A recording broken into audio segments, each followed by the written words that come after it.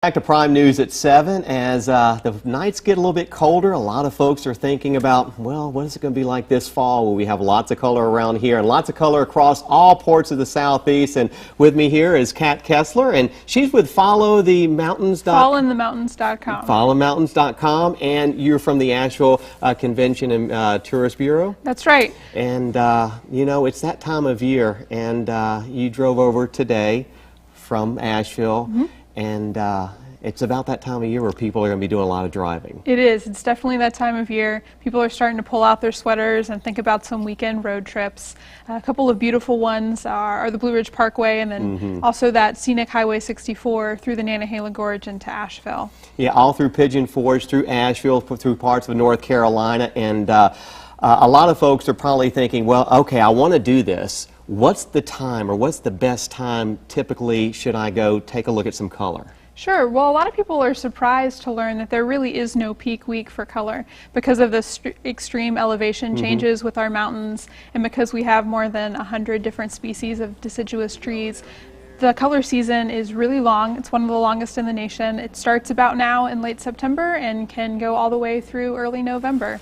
So already a little color out there right now, but probably as you get into October, that's when things will start to change. Certainly, and the best way to keep up with that is through our weekly color reports, and that's at FallInTheMountains.com. FallInTheMountains.com. That's the key website to remember, yes. FallInTheMountains.com. And I guess when you're taking a look at fall foliage, the weather has something to do with it, and so far it seems like we've had a lot of good color and a lot of good foliage on the trees, and after that real hot part of summer, we've actually had pretty good weather for the second half of summer. Right, we've been talking to some meteorologists and some other experts, and what we're hearing from them is that the Blue Ridge Mountains have been spared the drought that's affected a lot of the rest of the country. So our trees are healthy, they're ready to put on a good show, and we may very well be a bright spot among leaf destinations this year. And we were talking about the weather changes, and I guess a lot of folks will be planning on going to the highest elevations first for some of the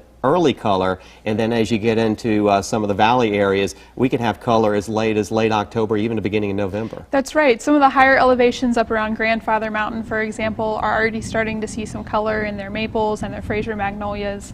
On the Biltmore Estate, they're already starting to see some changes in the dogwoods and sourwoods, and then that color, like you said, will progress down the elevations and usually ends up around Lake Lure and Chimney Rock State Park sometime in early November. Beautiful areas and plenty of great places to stay. And once again, the website is FallInTheMountains.com. FallInTheMountains.com. Kat, hey, thank you for joining us. Should be a wonderful next month to get out and maybe do some leaf peeping around the Carolinas, even northern Tennessee. So all in all, it should be a wonderful time, as it should be a great year for fall foliage. Stay here. We'll be back with more Prime News at 7 in just a few minutes.